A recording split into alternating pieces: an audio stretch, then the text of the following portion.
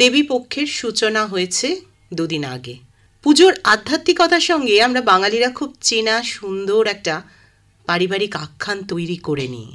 মা দুর্গা আমাদের ঘরের মেয়ে, মহেশ্বরের মতো বাউন্ডুলে এক স্বামীর সংসার, দশভূজা হয়ে ছেলে মেয়েদের বড় করে তুলতে হয়, আবার এই সংসারের অনৈতিক যা কিছু মহিষাসুর মর্দিনী হয়ে তার সমূলে বিনাশও করতে হয়।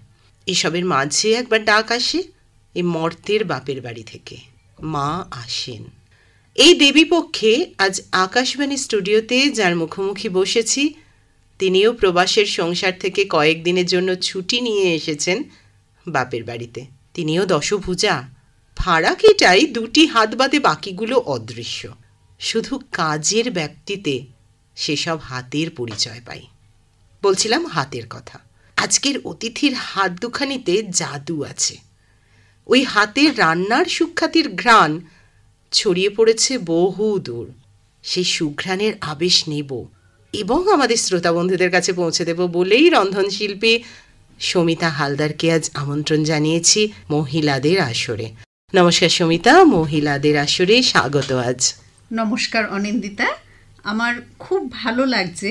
মানে আকাশবাণী বলতে প্রথম যেটা মনে হয় যে আমি বলবো যে মহালয়ার ভোর যেটা, সেটা আমাদের মনের মধ্যে এটা চিরদিন রয়ে যাবে আর কি। আজকে এখানে এসে আমার একটা অদ্ভুত অনুভূতি হচ্ছে, নিজের বলার থেকেও বড় কথা আমি যে কোনোদিনও এখানে আসতে পারবো এবং এখানে এটা আমি দেখতে পাবো এবং তোমাদের সাথে বসেছি আজ, এটা একটা আলাদাই অনুভূতি। অনেক ধন্যবাদ অনিন্দিতা তোমায়। এই যে বললাম বাড়ি এসেছেন কদিনের জন্য, পুজো কি এবার মা দুর্গার সঙ্গে এখানেই কাটবে নাকি বোধনের আগেই ফিরে যাওয়া গুরগাঁওয়ে? আমি ফিরে যাব, কয়েকটি কাজ নিয়ে এসেছি, এই 2-4 দিনের মধ্যেই আমি ফিরে যাব। এই যে প্রবাসের পুজো, গুরগাঁওয়ের পুজো কিরকম হয়, আর এই সময় কি পেশাগতভাবেও আপনি ব্যস্ত থাকেন? আচ্ছা, এক এক করে বলি। প্রথমত হচ্ছে যে আগে আমি প্রায় 10 বছর হয়ে গেল গুরগাঁওয়ে, তখন যে কটা পুজো হতো এখন পুজোর সংখ্যা অনেক বেড়ে গেছে। এবং গুরগাঁও যেহেতু এটা তো প্রত্যেক শহরের ক্ষেত্রেই হয়, শহরের ব্যাপ্তি ক্রমশ আস্তে আস্তে বাড়তে থাকে। গুরগাঁওয়েরও আস্তে আস্তে আস্তে আস্তে সেক্টর বাড়ছে এবং বাড়তে বাড়তে সেখানে যেখানে যেখানে জনবসতি গড়ে উঠছে, সোসাইটি বিভিন্ন গড়ে উঠছে বাঙালিদের, সেখানে সেখানে পুজো হচ্ছে, ছোট বড় বিভিন্ন ধরনের পুজো হচ্ছে। এবং পুজোর মধ্যে যেটা আমি অনুভব করি সেটা হচ্ছে আন্তরিকতা। সেখানে ওখানে হয়তো এখানকার মতো এত বড় বড় প্যান্ডেল বা এত বড় বড় জমকটা হয়তো এত বেশি নেই, এই যে লাইটিং এই ব্যাপারগুলো নেই, কারণ প্যান্ডেল গুলো নিজের হাতে করা, মানে মহিলারা নিজের হাতে করেন এবং সেই আগেরকার দিনের মতো আনন্দ নাড়ু থেকে শুরু করে সমস্ত কিছু বারোয়ারি পুজোতে হয়। সেই জন্য আমার মনে হয় যে সকালবেলা হলেই আমরা যেমন ভোরবেলা 5টা যেরকম থাকে আর কি, পুজোর মুহূর্তটা যেরকম থাকে, আমরা ভোরবেলা চলে যাই।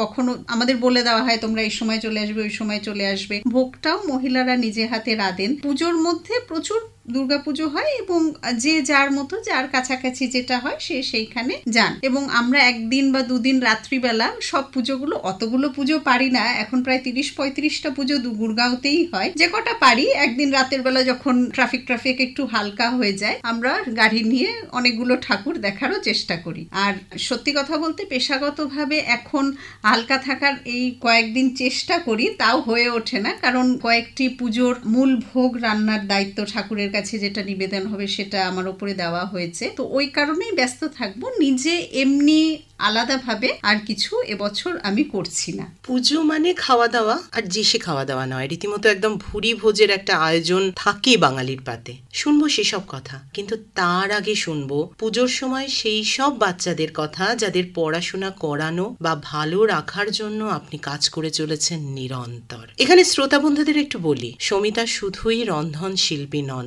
ওই যে দশভূজার অদৃশ্য হাতের কথা প্রথমেই বলেছি না, সেই সব হাতে আছে ভালোবাসা বিতরণের জাদু মন্ত্র। সমিতা একটু বলুন, পুজোয় আপনাদের বাচ্চাদের জন্য কি পরিকল্পনা করেন? পুজোয় দেখো, ওখানে যেহেতু অবাঙালি বাচ্চারা তো বেশিরভাগই ওরকম, তো আমরা বাচ্চাদের নতুন জামা কাপড় বা বিশেষ খাওয়া দাওয়াটা সেটা আমরা দিওয়ালির সময় করি, কিন্তু পুজোর সময় আমি যেটা বাচ্চাদের সাথে করি, আমার একটি পুজো হয় যেখানে আমি যুক্ত।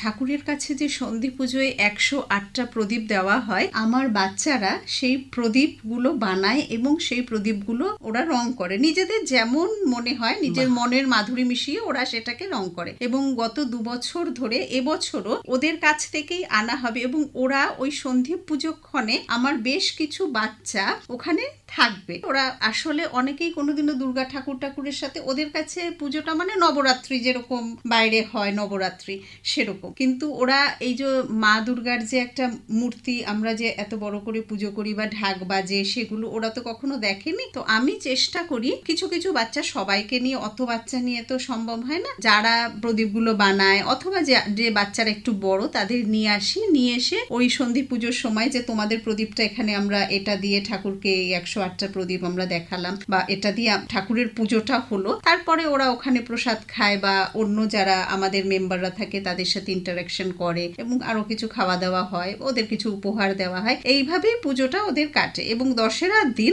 আমার নেমন্তন্ন থাকে বাচ্চাদের বাড়িতে, কারণ দশেরা ওরা খুব বড় করে পালন করে এবং সবার বাড়িতে বাড়িতে গেলে হ্যাঁ দিদি আই হ্যাঁ বা ম্যাম আই হ্যাঁ, তো আমাকে মিষ্টি খেতে হয় বা ছোলা পুরি করতে হয়, যেটা ওরা বানায় আর কি। দশেরাটা ওদের কাছে অনেক বড়। আবার ওই যে রাবণের একটা জ্বালানোর ব্যাপার আছে, সেগুলোও হয় দশেরার দিনে, তো সেগুলো দেখার জন্যও আমাকে ডাকে, খাওয়া দাওয়া করায়, এর যত্ন ওরা খুব করে ওই দিন আমাকে। এই যে প্রদীপ জ্বালানো, এও যেন এক প্রতীকী, আলো জ্বালানো। আসলে তো জ্ঞানের আলো জ্বালিয়ে চলতে চাইছেন আপনিও। এবারে একেবারে ঢুকে পড়ি সিলেবাসের মধ্যে, অর্থাৎ রান্না আর খাওয়া দাওয়া। পুজো মানে যেমন নতুন জামা, নতুন জুতো, নয়া চুলের কাট বা সাজগোজের কথা মনে আসে, তেমনি একই সঙ্গে মনে আসে এই কদিনের খাওয়ার পরিকল্পনা। যদি এমন এক পরিকল্পনার 4টি দিন কেমন হতে পারে জিজ্ঞাসা করি। ষষ্ঠীর জন্য খাবার পরিকল্পনা কেমন হয়? সাধারণভাবে ষষ্ঠী যারা অফিস কাছারি করেন তাদের জন্য ছুটির দিন হয় না।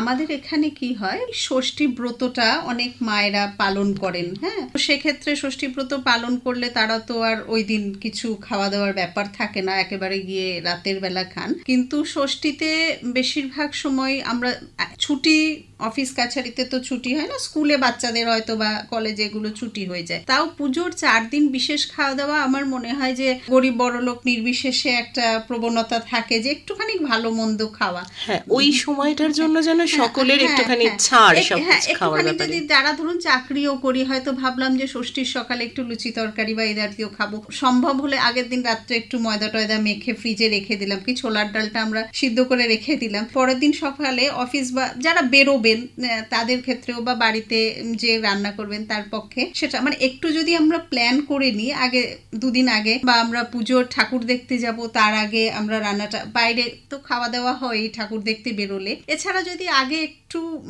প্ল্যানটা খুব জরুরি, সেই হিসেবে আমরা ফ্রিজে সেগুলো একটুখানি সবজি টবজি কেটে বা মাছ মাংস যেটা আনলাম সেটা এনে ম্যারিনেট করে রেখে দিই, তো আমাদের সেক্ষেত্রে সুবিধা হবে। যারা একটু ছুটি চাইছেন তাদের জন্য সুবিধা হবে, ম্যারিনেট করা জিনিসটা থাকলে আমরা হয়তো ফিশ ফ্রাই করতে চাইলাম, ম্যারিনেট করে ফ্রিজে রেখে দিলাম, তো যখন দরকার সেটা, বা অতিথি এলো আমরা হয়তো একটু ভেজে দিয়ে দিলাম, ওই পরিশ্রমটা, বা মিষ্টি তৈরি করে একটু রেখে দিলাম, সেটা 2-3 দিন আরামসে ফ্রিজে থেকে যাবে, অসুবিধা হবে না। একটু প্ল্যান করে বাক্সে ভরে ফ্রিজে যদি রেখে দিই তাহলে আমাদের খাটনিটাও একটু কম হবে, মাথায় চিন্তাটাও দূর হয়ে যাবে। পুরোপুরি পুজো শুরু হয় সপ্তমীর কলাবউ স্নান থেকে।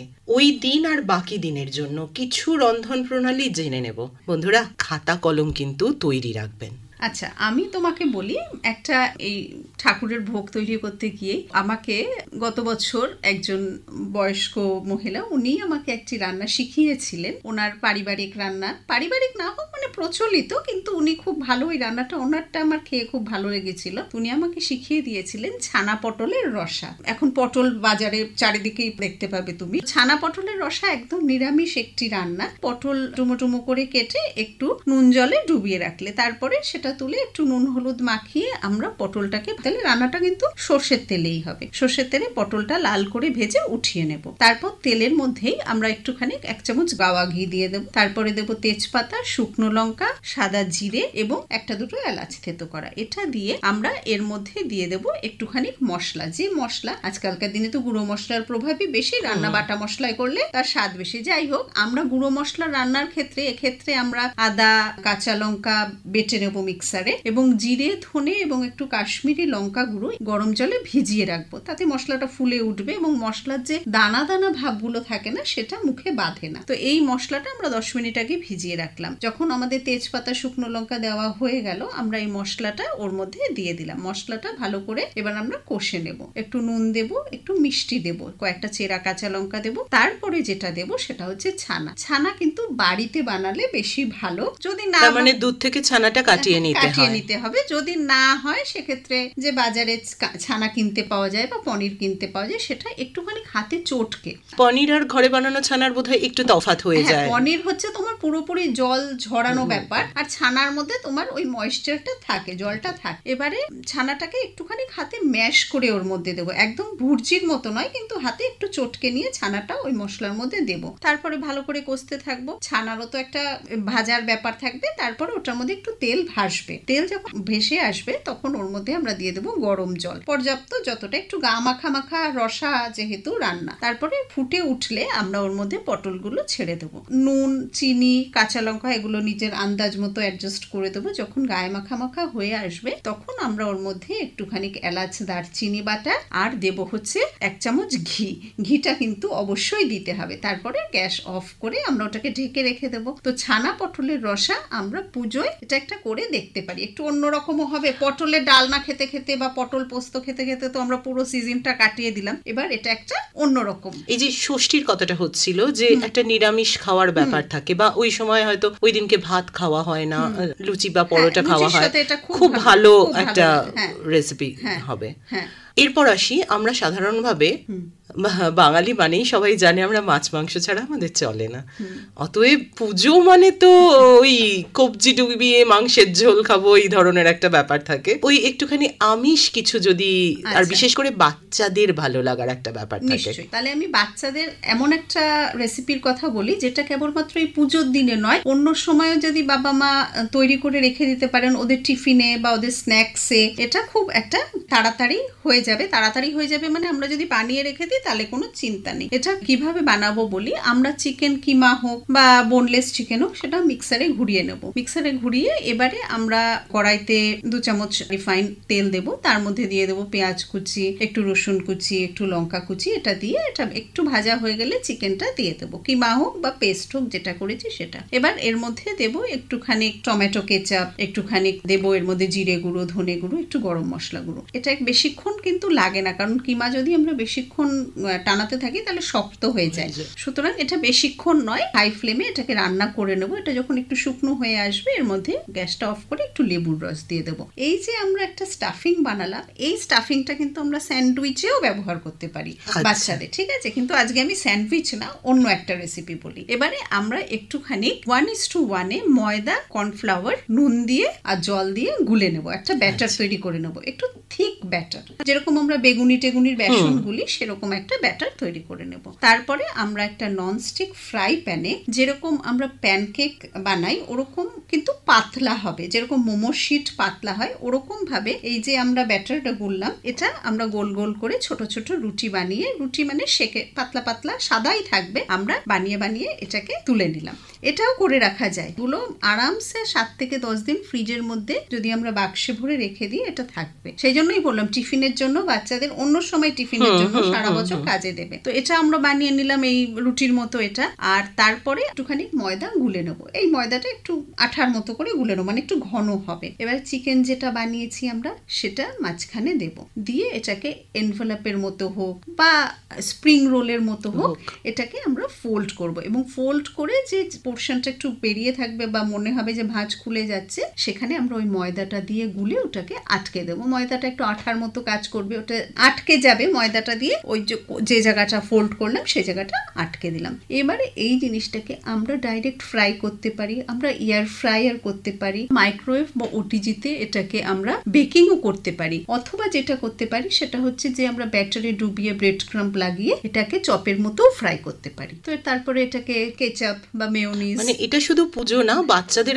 মায়ের একটা চিন্তা দূর হলো বলা যেতে পারে। এবার ভেতরে স্টাফিংটা তোমার কখনো কেউ চিকেন দিতে পারেন, বা কেউ পনিরের দিতে পারেন, বা কেউ সবজি, শীতকাল যদি হয় সেক্ষেত্রে তোমার বাঁধাকপি কুচি, ক্যাপসিকাম, গাজর কুচি এটা দিয়েও ওরকম ভাবে বানিয়ে এটাকে একটা স্টাফিং করে দিতে পারেন। একটু জমকালো বাঙালি কোনো খাবার, কোনো আমিষ খাবার যদি বলি, বেশ মানে ওই আমরা বলি না পুজোর জন্য, পুজো একটা অন্যরকম ব্যাপার, পুজোর স্পেশাল।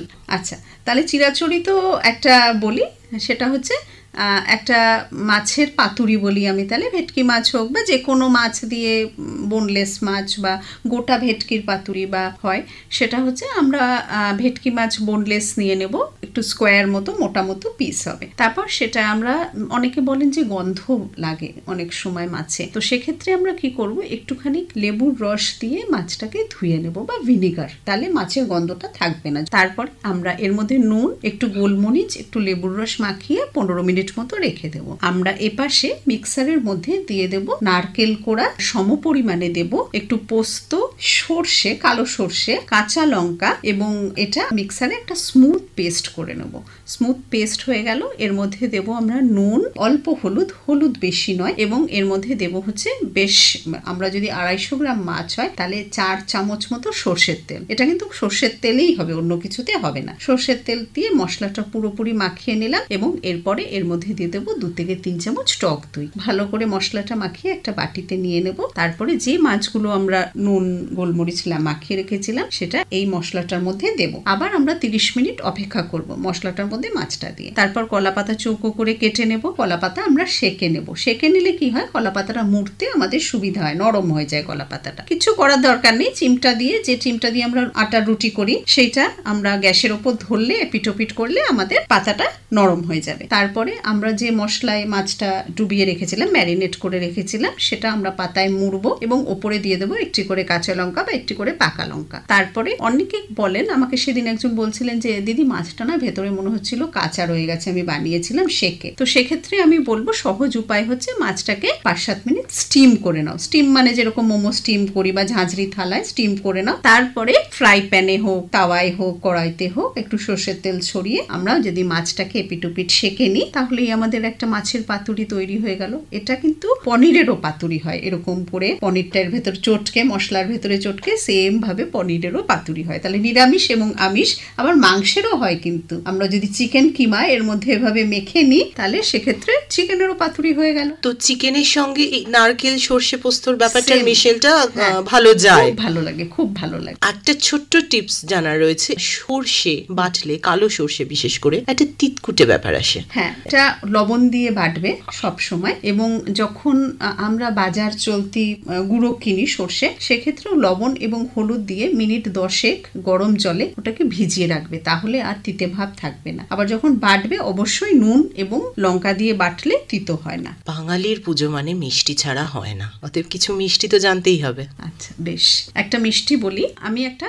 দইয়ের কথা বলি, যে দইটা হয়তো খেতে খুব সুন্দর এবং খুব সহজে বানানো যায়। আমরা দইটা যদি মাটির বাটিতে করতে চেষ্টা করি তাহলে আরো ভালো হবে। এই দইয়ের ক্ষেত্রে আমাদের বাজার চলতি যে প্যাকেটের টক দই পাওয়া যায় সেটাই কাজে লাগাবো। আবার অনেক সময় আমরা বাড়িতেও হয়তো দই পাই, যে টক দই পাতাই তাতেই হবে, মানে টক দই দিয়ে, যে কোনো টক দই দিয়ে, হ্যাঁ, যে কোনো টক দই দিয়েই হবে। মোটামুটি 1 লিটার মতো টক দই যদি আমাদের কাছে থাকে, সেটা আমরা একটু ওই কাপড়ে ঝুলিয়ে, একটু বেশিক্ষণ নয়, মিনিট 30 ঝুলিয়ে ওর জলটা বের করে দেবো। এটাকেই হাংকার্ড বলে, তাই কি? হাংকার্ড হলে আরো অনেকক্ষণ পুরো জলটা ঝরতে হয়। আমরা হাংকার্ডের ক্ষেত্রে অনিন্দিতা 1 লিটার দই যদি আমরা ঝোলাই, সেক্ষেত্রে কোনো মতেই 150 থেকে 200 গ্রামের বেশি হাংকার্ড পাওয়া যায় না। কিন্তু আমি যতটা বললাম তাতে প্রায় তোমার 400-450 গ্রাম বেশিক্ষণ, মানে ডিউরেশনটা যতক্ষণ বেশি হবে জলটা ঝরে গিয়ে দিয়ে ততটা। যে দইটা হয়ে গেল সেটা নিয়ে নিলাম, তার মধ্যে আমরা দিয়ে দেবো 1/2 কাপ মতো কনডেন্স মিল্ক, আর দেবো 2 থেকে 3 চামচ মিল্ক পাউডার। এবার এর মধ্যে একটুখানি এলাচ গুঁড়ো দিতে পারি, এই সময় এলাচ গুঁড়ো দেবো।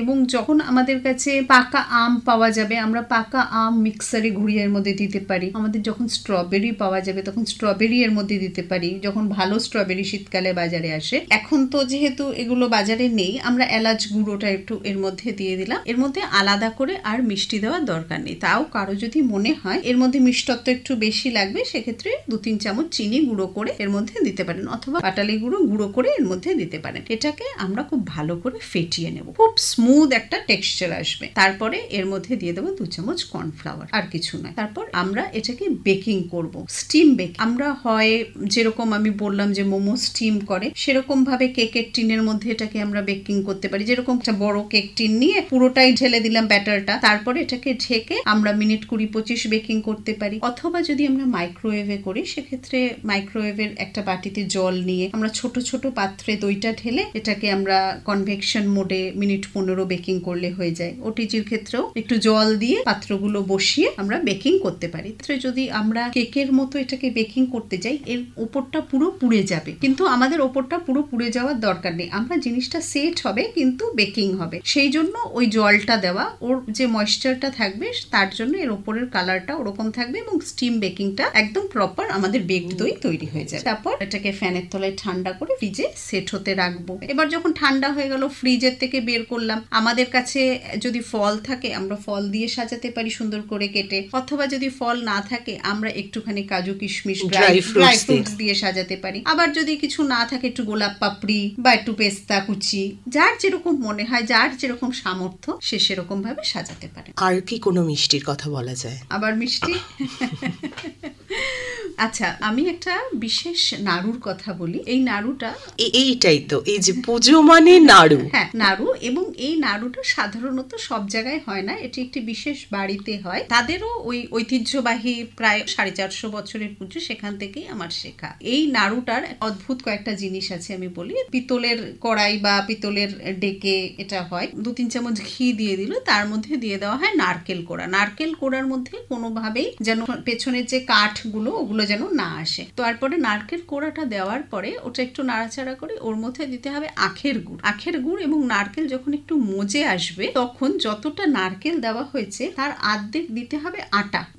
আটা দিয়ে তারপরে দেয় সেটা হচ্ছে ভেলি গুড়। যতটা আটা দিলাম ততটাও ভেলি গুড়, আখের গুড় এবং ভেলি গুড় দুটোই। হ্যাঁ, দুটোই দেওয়া হলো, আটা দেওয়া হলো। এবং আর একটা অদ্ভুত জিনিস এর মধ্যে দেওয়া হয়, সেটা হচ্ছে আগেরকার দিনে এটার মধ্যে গোটা যে বড় এলাচ, আমাদের বাঙালি রান্নায় সাধারণত বড় এলাচের ব্যবহার খুব কম, বড় এলাচ গোটা গোটা দেওয়া হতো। কিন্তু এখন লোকের মুখে যেহেতু খুব বাধে, 10টা বড় এলাচ থেতো করে এটার মধ্যে মেশানো হয়। তারপরে এটাকে খুব ভালো করে টানিয়ে আবার হাতে ঘি লাগিয়ে এটা একটু বড়, মানে তোমার দরবেশ আগে যেরকম হতো, দরবেশটা তো একটা খুব রাজকীয় জমকালো মিষ্টির মতো, তো সেইরকম একটু বড় সাইজের এই নাড়ুটা হতো। দরবেশের মতো সাইজের নাড়ু এটা তৈরি হয়।